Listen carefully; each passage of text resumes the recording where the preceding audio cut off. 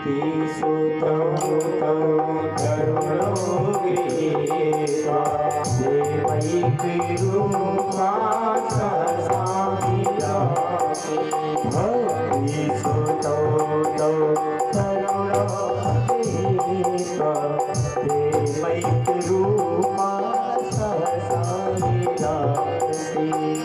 भक्तिसुतौ तौ करुणो गृहीत्वा देवैकरूपा ससामिरासि श्री कृष्ण गोविंद हरे मुरारे हे नाथ नारायण वासुदेव श्री कृष्ण गोविंद हरे मुरारे हे नाथ नारायण वासुदेव भक्ति सुतौ तौ करुणो गृहीत्वा देवैकरूपा ससामिरासि भक्ति सुतौ तौ करुणो गृहीत्वा देवैकरूपा ससामिरासि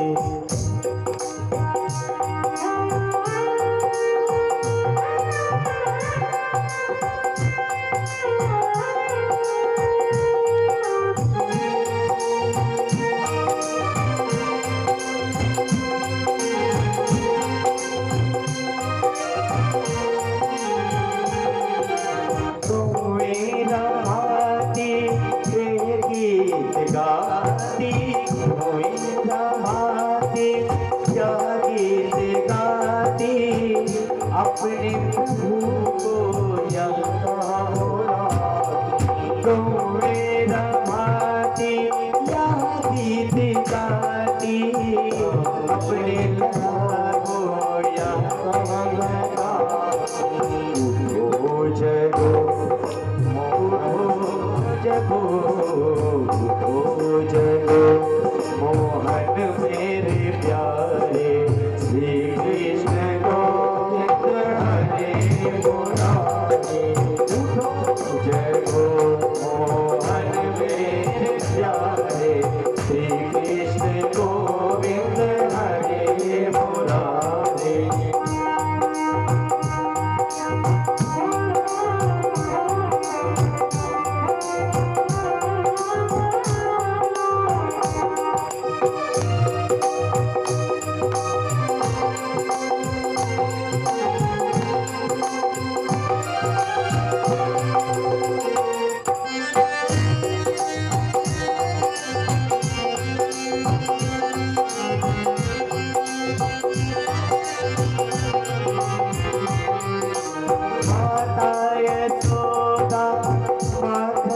सजाती अपने लला को यह कह जगाती माता यशोदा माता यशोदा माता यशोदा माखन सजाती अपने लला को यह कह जगाती ओ जगो मोहन मेरे प्यारे जगो मोहन मेरे प्यारे श्री कृष्ण वासुदेव श्री कृष्ण गोविंद हरे मुरारे हे नाथ नारायण वासुदेव हे नाथ नारायण वासुदेव हे नाथ नारायण वासुदेव हे नाथ नारायण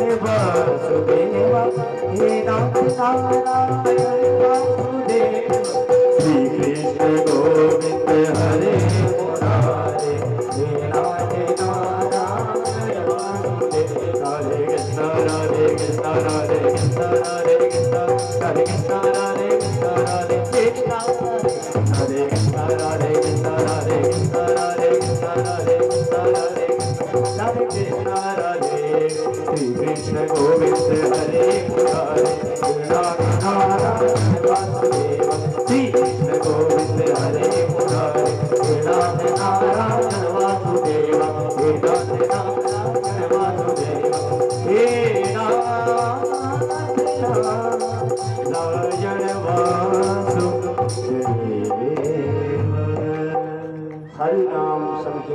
करते हुए सब मंडप में प्रवेश किए। सारा समाज आश्चर्य, ये लोग कौन है? सनत कुमार जी महाराज कुछ बोलते उससे पहले ही नारद बाबा ने पहचान लिया, ओहो ये तो वही देवी है जो वृंदावन में जमुना के किनारे रो रही। अरे इसके दोनों बेटे नौजवान हो गए। नारद बाबा ने कहा, दुनिया वालों यही भागवत की महिमा है।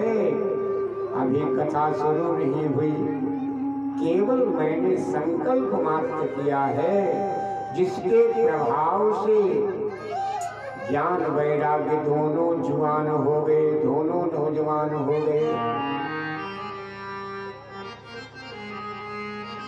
लेकिन सनत कुमार जी महाराज नहीं पहचान पाए। उन्होंने कहा, देवी तुम कौन हो? तुम अपना परिचय बताओ। उस देवी ने कहा, भवद्भिरत्यैव कृतास्मि पुष्टा तने प्रणष्टापि कथा रसेनो वाहं तु तिष्ठाम्यधुना ब्रुवन्तु ब्रह्माइदं तां गिरिमुचिरेते प्रेमैकधर्त्री भवरोगहन्त्री सा त्वं तु तीर्थस्वधुशैलसंश्रया निरन्तरं वैष्णवमानसानि।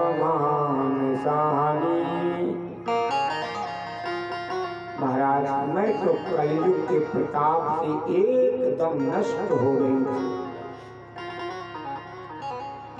मेरे दोनों बेटे नौजवान से बूढ़े हो गए, मैं निरंतर रो रही थी। लेकिन आज इस भागवत की कथा के संकल्प ने ही मेरे दोनों बेटों को नौजवान कर दिया और मुझे परमानंद प्राप्त हुआ, बड़ा आनंद आया। लेकिन महाराज कथा शुरू होने जा रही है, मैं देख रही हूँ सब अपने अपने स्थान पर यथास्थान बैठ गए हैं, लेकिन मेरी समझ में नहीं आ रहा है कि मैं कहाँ बैठूं। सनत कुमार ने कहा, देवी भक्त और भगवान को एक में मिलाने वाली देवी तुम भक्ति माता हो, भगवान के प्रेम स्वरूपा हो, भवरों को दूर करने वाली हो। मैं बताता हूँ कि तुमको कहाँ बैठना है। हे देवी, आज से तुम संसार के किसी भी आसन पर मत बैठना। ये जितने भी वैष्णव भक्त भगवान की कथा सुनने के लिए आए हैं, इन्हीं भक्तों के तुम हृदय में बैठना। आज के बाद से भक्तों का हृदय ही तुम्हारा आसन बन जाएगा। कहते हैं भक्ति माता अपने दोनों नौजवान बेटों को लेकर के भगवान की कथा सुनने के लिए जितने वैष्णव भक्त आए थे, सबके हृदय में जाकर के बैठ करके विराजमान हो गए। सूत जी महाराज कहते हैं, शौनकादि ऋषियों, जो तुमने प्रश्न किया था कि व्यक्ति अपने घर का काम धाम छोड़ करके 3-3 घंटे बैठ करके अगर भगवान की कथा सुनेगा तो ऐसे को मिलेगा क्या, उसको लाभ क्या होगा। और जो लोग भगवान की कथा सुनने नहीं आएंगे और भगवान की भक्ति बहुत करेंगे, उनका नुकसान क्या हो जाएगा। सूत जी महाराज कहते हैं, शौनकादि ऋषियों सुनो ध्यान से, जो लोग 3-3 घंटे बैठ करके भगवान की कथा सुनेंगे, जैसे ही भक्त भगवान की कथा में आकर के बैठता है, उसके हृदय में भक्ति माता के 2 बेटे जो ज्ञान और वैराग्य हैं, वह दोनों नौजवान हो जाते हैं। उसका फल क्या होता है? भक्ति माता जो रोती रहती है, हंसने लगती, नृत्य करने लगती हैं। तो मैं तो यही कहूँगा, भैया मैं मानता हूँ आप भगवान के मंदिर में रोज जाते हो, भगवान की पूजा करते हो, लेकिन थोड़ा अपने हृदय में भी झांक करके तो देखो कि जिस भगवान की तुम इतनी भक्ति कर रहे हो, उस भक्ति के दोनों बेटों की क्या दशा है? कहीं वे दोनों बेटे रो तो नहीं रहे हैं? अगर भक्ति माता के दोनों बेटे ज्ञान और वैराग्य अगर रो रहे हैं, तुम लाख पूजा करोगे, लेकिन तुमको कभी भगवान तुम पर प्रसन्न नहीं होंगे। क्यों? उनकी प्रिया भक्ति महारानी रो रही है।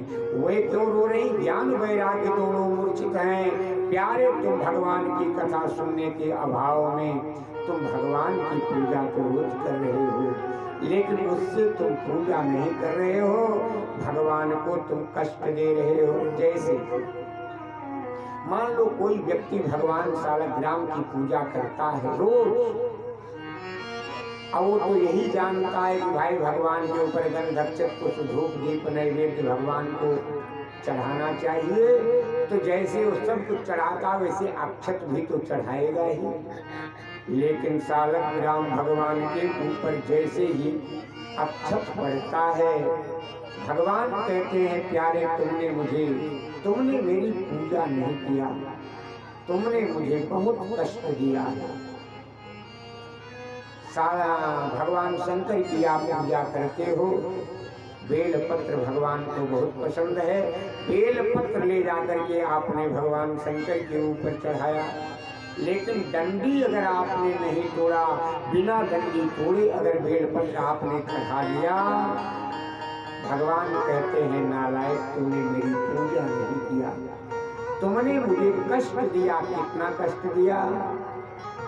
कहा एक व्यक्ति के शरीर में कीड़ा फूंकने के बाद जितना दर्द होता है, उतना बड़ा कष्ट भगवान के ऊपर बिना डंडी तोड़े हुए बेलपत्र चढ़ाने पर होता है। ममांग मध्य क्लेयंत मूढ़ा, भगवान कहते हैं तूने मुझे बहुत कष्ट दिया। शालग्राम के ऊपर अगर अक्षत पड़ जाता है, भगवान कहते तूने बहुत। अब आप क्या समझ रहे हो? आप समझ रहे हो मैं भगवान की बहुत भक्ति कर रहा हूँ, इसीलिए भगवान की कथा सुनने की जरूरत है। भक्त भगवान की कथा में जैसे ही आकर के बैठता है, उसके हृदय के ज्ञान वैराग्य दोनों जागृत हो जाते हैं, नौजवान हो जाते हैं।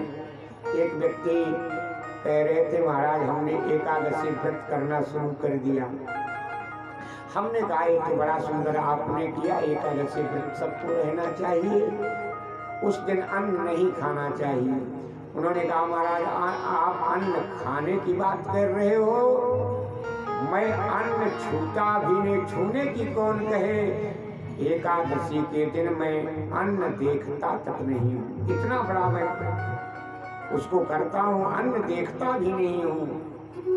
मैंने कहा तो बहुत बढ़िया करते हो भैया, तुम अन्न न छूते हो, न देखते हो, न खाते हो, लेकिन तुम करते क्या हो, क्या खाते हो?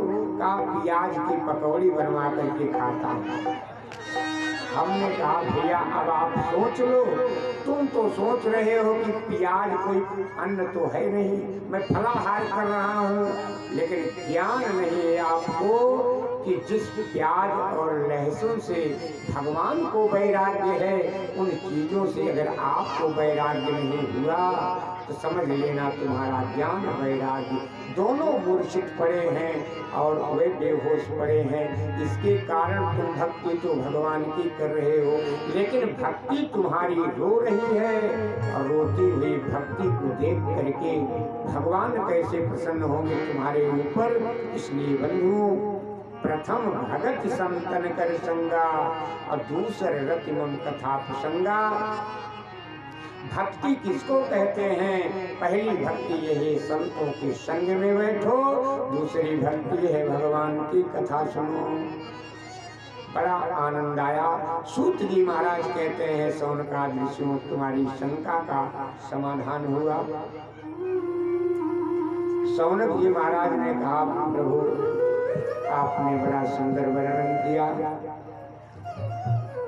कि व्यक्ति अगर 3-3 घंटे भगवान की कथा में बैठेगा तो उसके हृदय के ज्ञान वैराग्य जग जाएंगे, भक्ति प्रसन्न हो जाएगी। लेकिन महाराज, ये तो आप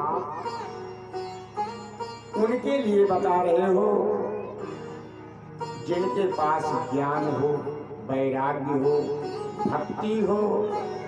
लेकिन दुनिया में कुछ लोग ऐसे भी हैं जिनके पास न भक्ति है, न ज्ञान है, न वैराग्य है। क्या ये भागवत की कथा उनका भी कल्याण करेगी?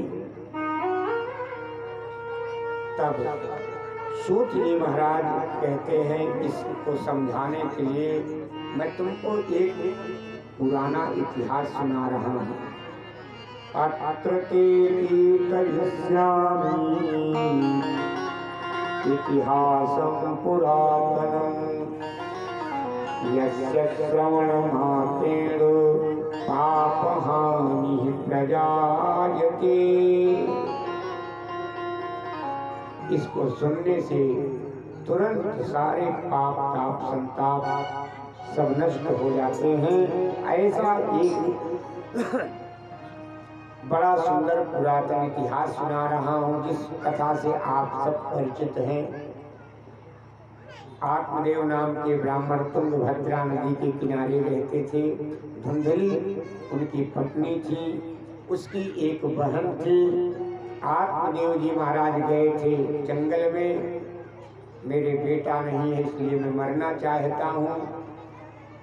महात्मा ने बड़ा सुंदर उपदेश दिया, भैया बेटे के चक्कर में मत पड़ो, मरने के बाद बेटा तुमको पिंडा पानी देगा तब तुम मुक्त होगी, इस बात के चक्कर में मत पड़ो।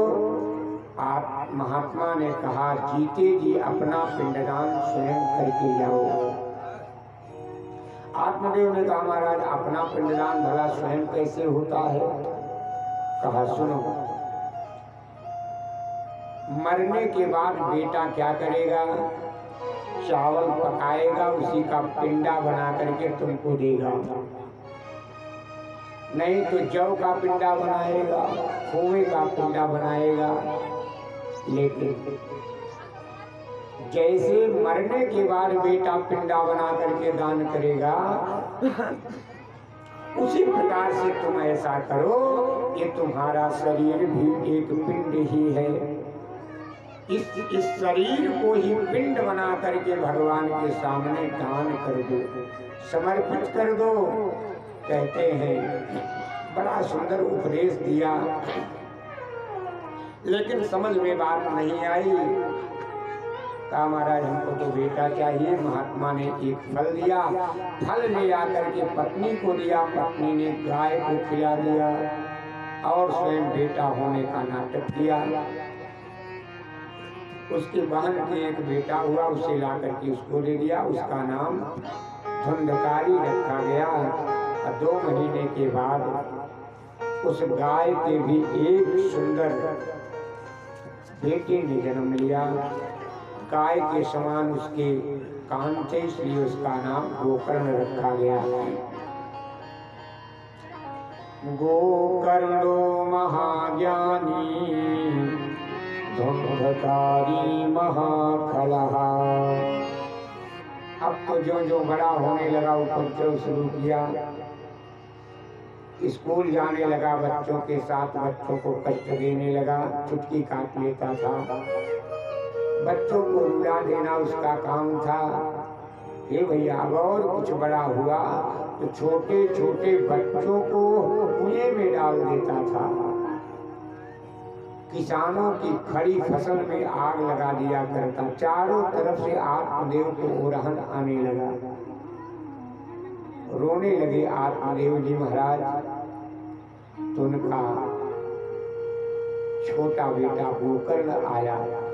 देखो, जो बात आज गोकर्ण जी महाराज समझाने जा रहे हैं आत्मदेव को, यही बात इसके पहले जंगल में महात्मा ने समझाया था, लेकिन तब बात इनकी समझ में नहीं आई। क्यों? क्योंकि रातों के भूत बातों से नहीं मानते। आज क्यों समझ में आ रही? क्योंकि अब बेटा धुंधकारी आत्मदेव को ही मारने लगा वात से, तब इनकी बात समझ में आ रही है। अब आत्मदेव जी महाराज को समझाने के लिए गोकर्ण जी महाराज आए, और गोकर्ण जी महाराज ने जो समझाया है उसको भागवत में कहते हैं गोकर्ण गीता। जैसे भगवान श्याम सुंदर श्री कृष्ण ने अर्जुन को गीता सुनाया था, उसी प्रकार से गोकर्ण जी ने अपने पिताजी को एक गीता सुनाया है। और इन 2 श्लोकों में बंधुओं पूरी भागवत समा सकती है। आप देखो, गोकर्ण जी महाराज ने कहा, पिताजी ये रोने का समय नहीं है। देहिस्थिमां सुरुधिरे भीमतिं त्यजत्वं जायासु कादिषु सदा ममतां विमुञ्चे पश्यानिशं जगदिदं क्षणभङ्गनिष्ठो वैराग्यरागरसिको भवभक्तिनिष्ठः। पिताजी रोने का समय नहीं है। ज्ञान वैराग्य जो आपके अंदर के सोए हैं उनको जागृत करो। ये हड्डी और मांस से भरे हुए पिंड के अंदर में इतनी ममता आप करके बैठे हो, इसकी ममता छोड़ो। अजाया सुतादिषु सदा ममतां विमुञ्चे। ये मेरी पत्नी है, मेरा बेटा है, ये मेरी दुकान है, मेरा मकान है, इन सारे माया जंजाल को छोड़ो। अद्भुत ये है संसार, यहाँ पर कोई किसी का सगा नहीं। अद्भुत ये है संसार, यहाँ पर कोई किसी का सगा नहीं। फिर भी कौन है ऐसा जिसका दिल दुनिया से लगा नहीं? आप कहोगे हम नहीं जानते हैं, झूठ बोल रहे हैं। अद्भुत ये संसार, यहाँ पर कोई किसी का सगा नहीं। फिर भी कौन है ऐसा जिसका दिल दुनिया से लगा नहीं? सभी समझते सभी जानते, सभी समझते सभी जानते, किंतु न कहना कोई मानते। अपना बनाकर अपनों से ही किसने खाया दगा नहीं। अद्भुत ये संसार, यहाँ पर कोई किसी का सगा नहीं। पिताजी ये संसार है, इसके चक्कर में मत पड़ो, अपना कल्याण कर लो। हे भैया, परम वैराग्य धारण करके आत्मदेव जी महाराज जंगल की राह पकड़ लिए। और क्या बोल रहे हैं? सारी दुनिया को उपदेश दे रहे हैं। दुनिया वालों, आज जैसे मुझे अंतिम समय में याद आया है कि संसार कष्टकारी है, ऐसे ही तुमको भी समझ में आएगा। लेकिन कब? तब जब तुम्हारा समय बीत जाएगा, तुम कोई कुछ काम करने के काबिल नहीं रह जाओगे। इसलिए दुनिया वालों, अभी मेरा उपदेश सुन लो। आत्मदेव जी क्या कहते हैं? ये जगत बड़ा दुखदाई, सुख की आस तजो